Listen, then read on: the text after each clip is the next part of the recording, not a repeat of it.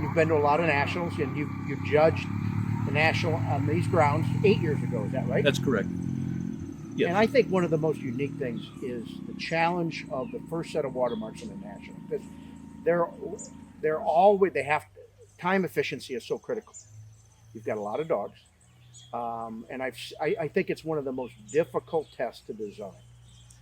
I think when you look at nationals, and so when I was getting ready to judge in 2013, I read through all the retriever newses to look at how they did the first series, all the way through the end, kind of to get a sense of how the progression went and what people were looking for.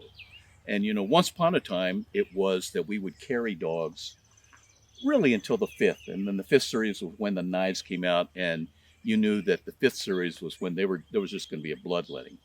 I think there's been a trend recently where they're more willing to drop you early for one mistake. It's become more like a field trial than what I would call a national. So there's part of that going on, and there's a tension going on, and you can see that between different sets of judges, which way they go. And likewise with that, I think if you're looking to really dig hard into the dogs and get a deep cut, you tend to have a big, nasty water series. So this is a big, nasty water series. There's going to be a lot of dogs that have handled and are potentially going to be dropped, or big hunts potentially going to be dropped. If you go back 4 years, they had a nasty water triple Right, also, right. and there was a bloodletting there. I mean, a lot of dogs disappeared. So that's kind of one philosophical way to go. The other way to go, which I would call the more traditional one, is skinny watermarks. One bird is utterly dry.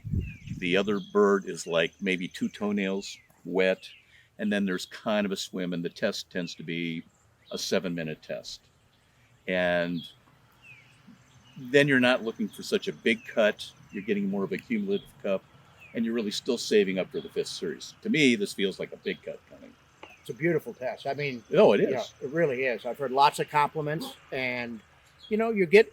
I've watched this right hand bird today, especially, and it's hard for the right reasons. I mean, if a dog squares and take an easier route, he ends up upwind of this bird, and it's tricky. Well, yesterday I thought I was going to run until we had the windstorm, and the right hand bird, people were just getting from 20, 30, 100 yards away. They were just getting that bird, and that was a piece of cake.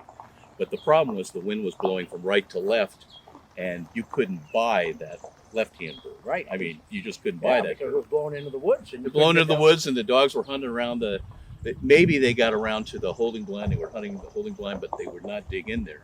Now today, the wind has gone 180 degrees. So now it's blowing from left to right, and now the right-hand bird, I think you can get scent off of that as you come up. Where dogs are kind of blowing into Idiotsville, they're checking down because of scent. But now you have to really get to that right-hand bird. So you said the right hand bird. You meant the middle bird is the one. The middle bird today, because the wind is going from left to right, I think the dogs are checking down, and there was a higher likelihood that they were going to drive up the hill and be really stupid before, and now they're hanging in.